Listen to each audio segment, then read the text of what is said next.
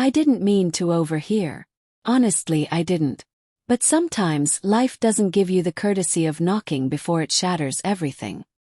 The kitchen smelled of her perfume, that light floral fragrance Emma always wore after her evening showers. I had come home early, a rare thing for a Thursday night, thinking maybe we could finally eat dinner together without the usual late meetings, the endless phone calls, the vague explanations about project deadlines. My key turned quietly. The house was dim, except for the golden spill of light from the kitchen. I heard her voice, soft, lilting, familiar. And then I heard the words that split me in half. He has no idea. He still thinks I'm working late. Was.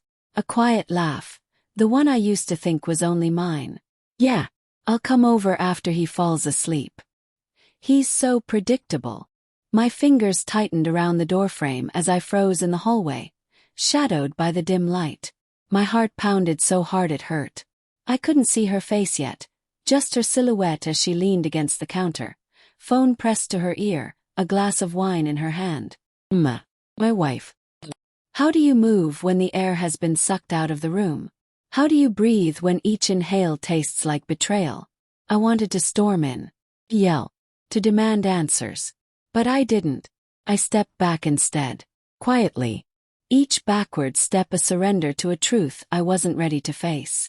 My coat still on, my shoes still laced, I walked out the front door without a sound.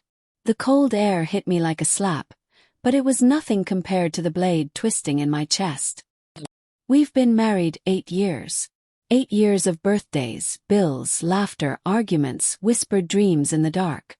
And now this. I sat in my car for nearly an hour, staring at the steering wheel as if it could explain why the woman I loved was planning to go to someone else's arms that night. My phone buzzed twice, a text from her. Working late, don't wait up. Love you. The audacity. The familiarity of the lie. I didn't reply. The next few days were a blur of silence and pretending. I acted normal, or at least as normal as a man hollowed out by the truth could manage. I didn't confront her. I watched instead. I watched the way her eyes darted when she picked up calls at odd hours. I watched the way she clutched her phone tighter than she held my hand. I watched the way her smile reached her cheeks but not her eyes. She thought I was the same man who used to believe every word she said. But I was learning to listen differently. It wasn't enough to hear it once. My heart, stubborn as it was, needed proof it couldn't deny. So I followed her the next Thursday. She said she was going to a team dinner. I said nothing, just kissed her cheek and wished her good night. An hour later, I parked a block away from the address I had seen flash on her GPS last week. A small apartment building. And there she was, stepping out of her car, coat pulled tight, a nervous smile on her lips as a man I had never seen wrapped his arms around her. A kiss. Not a peck. Not a maybe. Kiss like I didn't exist. I don't remember driving home. I don't remember how long I sat in the dark living room, staring at the photographs on the wall.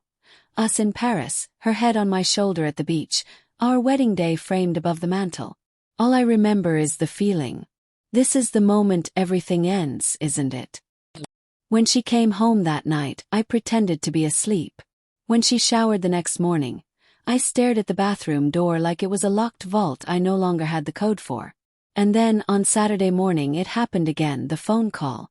Only this time I was standing right behind her. She was in the kitchen making coffee, humming softly. Her phone rang, she answered, and the same voice I heard before, soft, secretive, came out. Yeah, last night was amazing. I can't wait to see you again. Don't worry about him, he's still asleep. I stood there, barely a meter away, my presence hidden by the hum of the refrigerator. She didn't know. And I didn't say a word. I left again. But not like before, this time I packed a bag. Just enough clothes for a few days, my laptop, my keys. No goodbye note, no slammed doors, no scene. Because what was there left to say that she hadn't already burned with her lies? For 3 days, I stayed with my brother. He asked questions I couldn't answer. I just said I needed space. I read her texts, her missed calls. Where are you? Did something happen? Please talk to me. I didn't reply. Because I wanted to hear it from her lips. Not her phone. Not her excuses. I wanted her truth. When I finally returned, she was waiting on the couch, eyes red, hands trembling. Where have you been? She asked, voice cracking. I've been going crazy. I stood there, staring at her, the woman I thought I knew better than anyone. How long? Yes. She blinked. What? How long have you been cheating on me, Emma? The silence that followed was louder than any confession. Her eyes filled, her lips parted, but no words came. I laughed. A sound I didn't recognize coming out of me. I heard you, I said. Twice. The first time I walked away.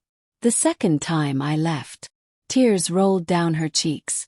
It wasn't supposed to. I didn't mean to fall. Don't, I cut her off. Don't insult me with, I didn't mean to. You meant it every time you lied. Every time you kissed him. Every time you came home and kissed me. What followed was hours of broken words and jagged truths. She said he was someone from work, that it started as just talking, that she felt neglected. Neglected. The word rattled in my chest like a bitter joke. I worked late to pay for the life we built. I supported her career, her dreams, her whims. And in the gaps where my exhaustion lived, she let someone else in. I didn't scream. I didn't throw things. I just felt empty. I'm leaving, I said finally. For good. She sobbed, begged, clutched my hand like a drowning woman clings to driftwood. It was a mistake. I can fix this. We can fix this. But there's a kind of silence inside a man when he's already said goodbye in his heart. And I had. The divorce was quiet but brutal. She wanted to talk, to explain, to rebuild. I wanted distance. I gave her the house. I didn't want to sleep under that roof again. I kept my savings, my dignity, and the one thing she couldn't touch. The part of me that still believed I deserved honesty. Months passed. Friends took sides. Family whispered. Nights were long, but each sunrise felt a little less heavy. And then one day, I stopped replaying her voice in my head. I stopped imagining her silhouette in the kitchen. I stopped caring who she was calling. People think betrayal is loud. Slammed doors, shouted accusations, flying plates. But the real betrayal, it's quiet. It's the moment you're standing right behind the person you love most, and they don't even know they've already lost you. Now, a year later, I still walk past that cafe on the corner where we used to meet after work. I still sometimes expect her laugh in the crowd. But it doesn't hurt like it used to. 'Cause some goodbyes are said with words. And some are said with silence. And mine. I said it the moment I stood behind her. Heard her promise someone else my time, my trust, my life. And left without a word. End.